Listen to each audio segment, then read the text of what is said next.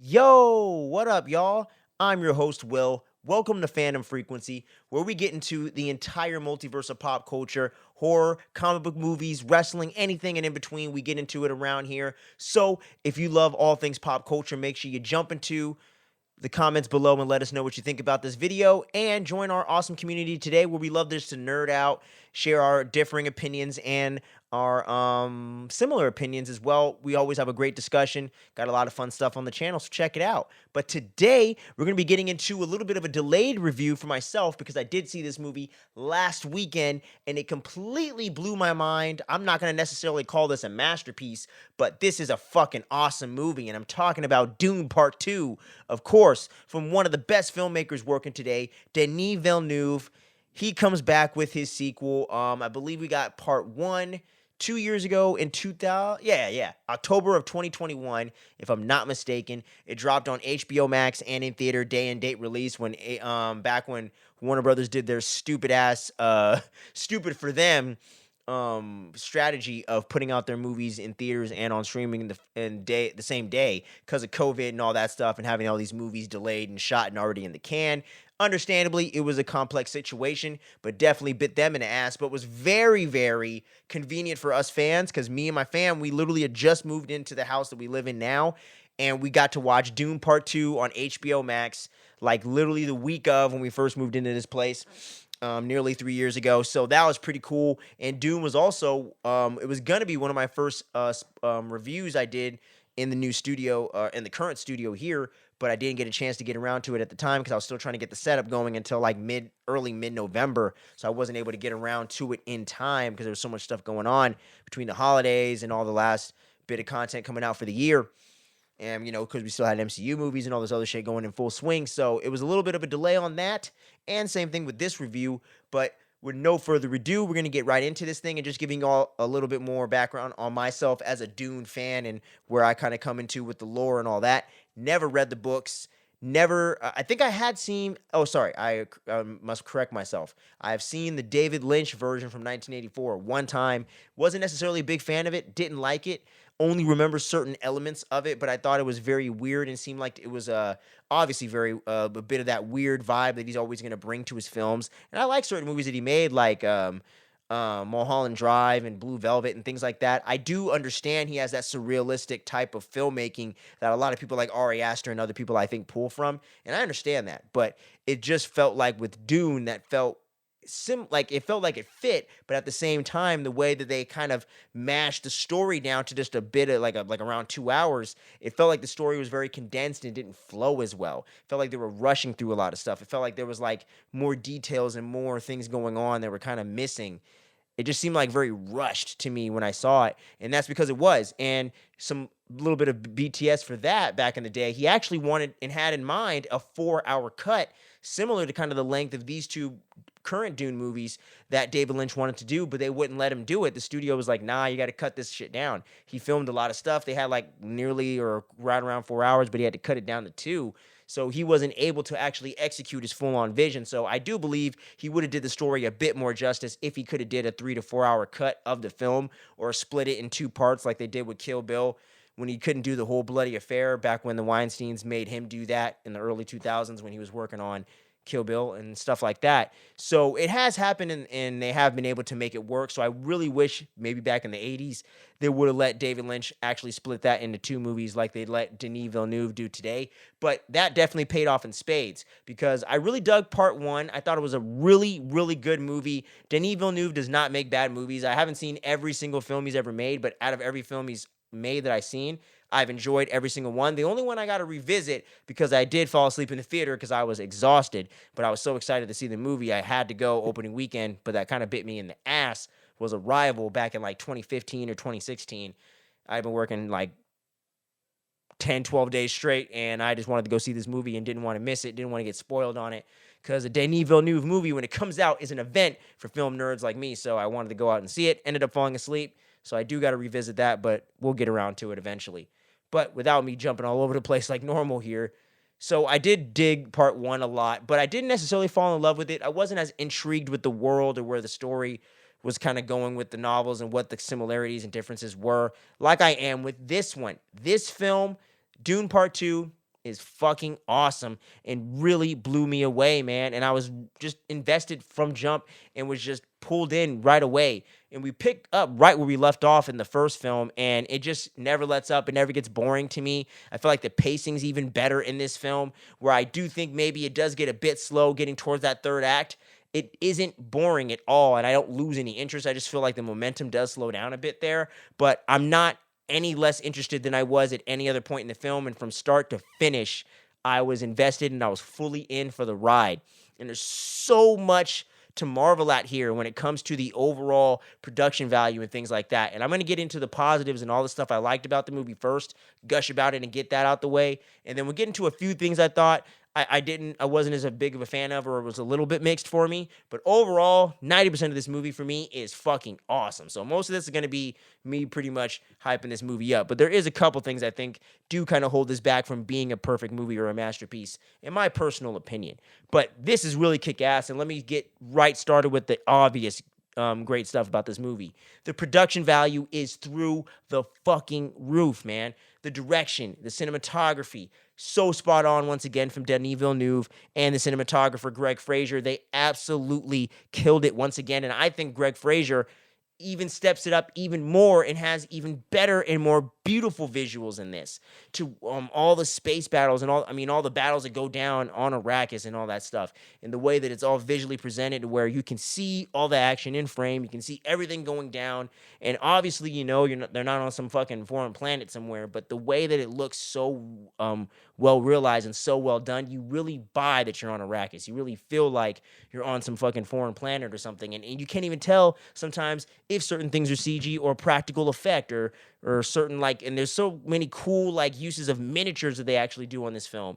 And he's one of the few filmmakers, Denis Villeneuve that is, that does that stuff these days, because miniatures were really used in a lot of really cool sets and things in a lot of movies back in the 70s and 80s and 90s, and it was a way for them to capture these really big like objects or spaceships or buildings or whatever that have like this massive scope, to make it look realistic without having to build this crazy big set. You know what I mean?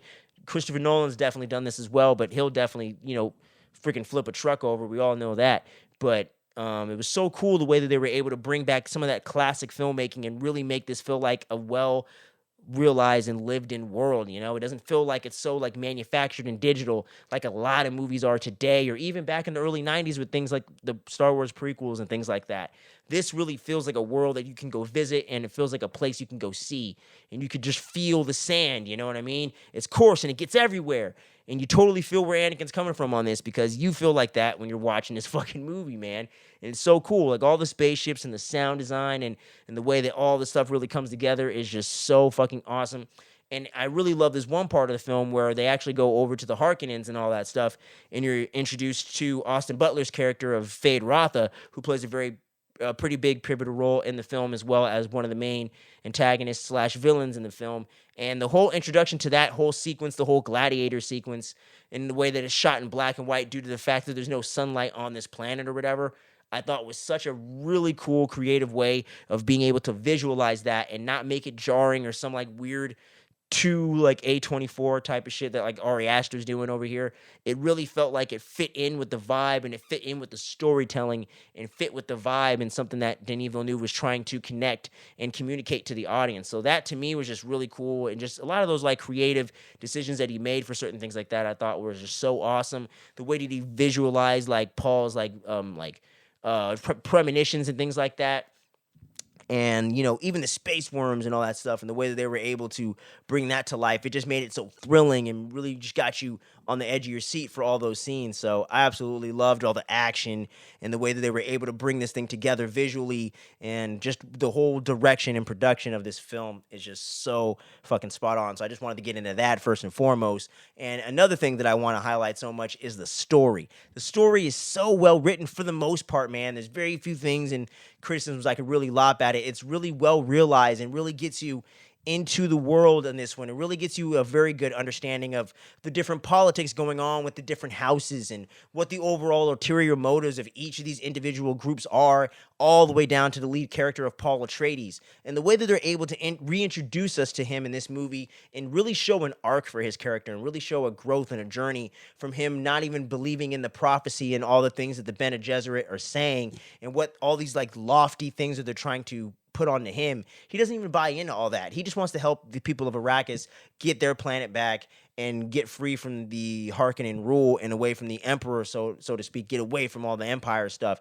And he wants to get revenge for them taking out his dad and fucking over his family and taking what was rightfully his. So the way that he's able to be such a nuanced character to where he has some really good motives and things that you want to root for him and see him achieve and accomplish as a character and playing into the whole classic like hero's journey. But the way that they're able to add the politics and some of the different the different layers to what's going on and the different allegiances that he has to different characters and the way that he's related to the Harkonnens with the Baron being his freaking grandfather and the whole mixture of the bloodlines that even his own mother wasn't aware of with the Bene Gesserit and the whole manipulation and the whole like game that they had and the whole like goal that they had, and they're using Paul and all this bloodline stuff to like serve their overall purpose and all that stuff. Just the way that this story is so nuanced and it has different factions going on and different motives that make sense, things that play in from the first film and how things are paid off in this movie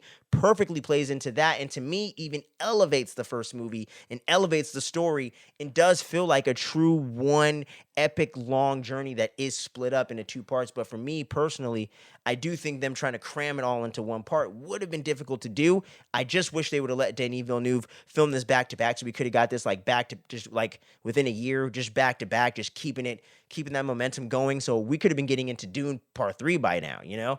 But overall, it all happened the way it needed to for a reason.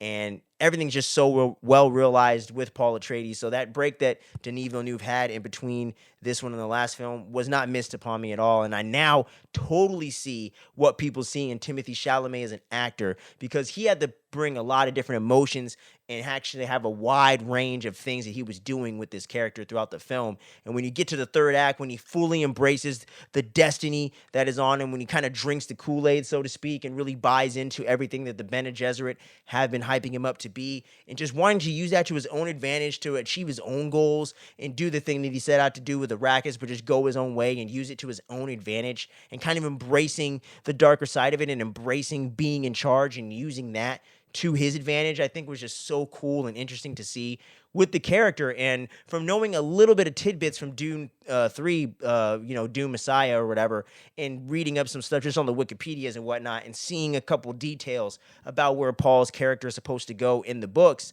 it'll be very interesting to see if Denis Villeneuve does a part 3 and beyond, if they're going to really develop this character the way they have been. And I hope they do, because it's going to be interesting to see if he really embraces some of that darkness that I have heard from the novels, and to see just how dark he really, or just how far into the dark side this character really goes, you know?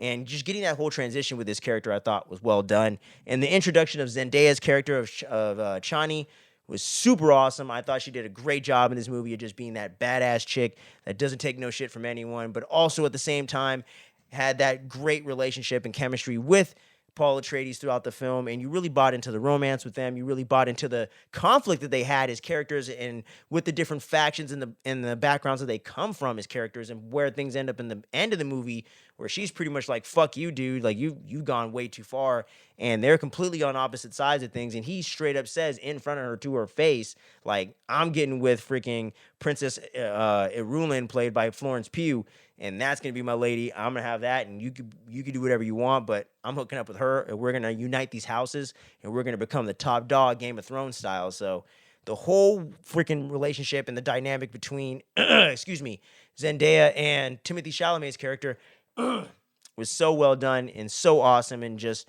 really loved the different dimensions that she brought to the character, and really showed Zendaya's range as an actress. And I was already well aware that she's a really good actress and really could perform at that high level, but this even proved it more so. And I'm even more excited and interested to see where Zendaya goes in the future as an actress, as I am with Timothée Chalamet, because they both did such a great job at leading this movie together and really, really kicking things off with their characters. And now Chani and Timothy and Paul Atreides are like two of my favorite characters in fiction that have been out in recent years in movies, and just I can't wait to like dive into the books eventually and get more of these movies and just get into these characters because I just thought they did such a great job as actors portraying these characters and bringing them to life. And I can't forget about the rest of the cast as well, man.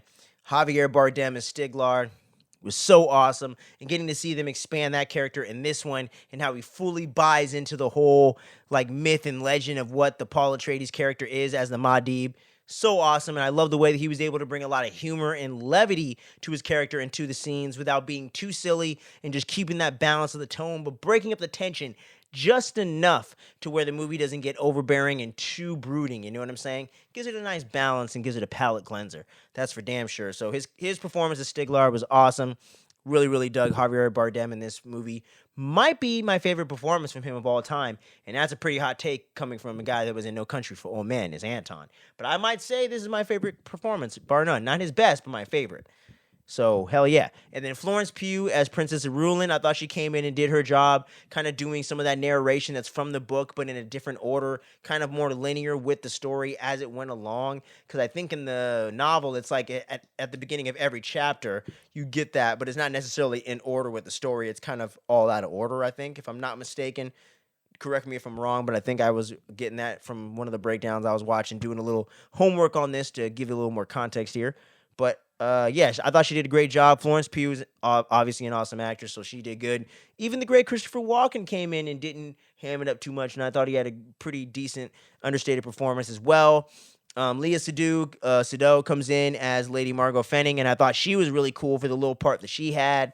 And like I mentioned earlier, Austin Butler did a really great job as Fade Rothan. I thought he brought a really nice nuance to the character while making him very sinister and just straight up evil at the same time. Kind of had some interesting things that make you kind of wonder about the character and show there's a little bit of a deeper intellectual level to his character than it might seem on the surface. So I thought that was pretty cool. And then getting to see Josh Brolin come back as Gurney and getting to see some different shades of that character and seeing him come back into things and not really expecting that was really, really cool. And I really dug his performance and his dynamic with Timothy Chalamet's Paul Atreides in this one. I thought was even better. So really dug getting to see Josh Brolin come back and do his thing. Definitely another great actor in his own right.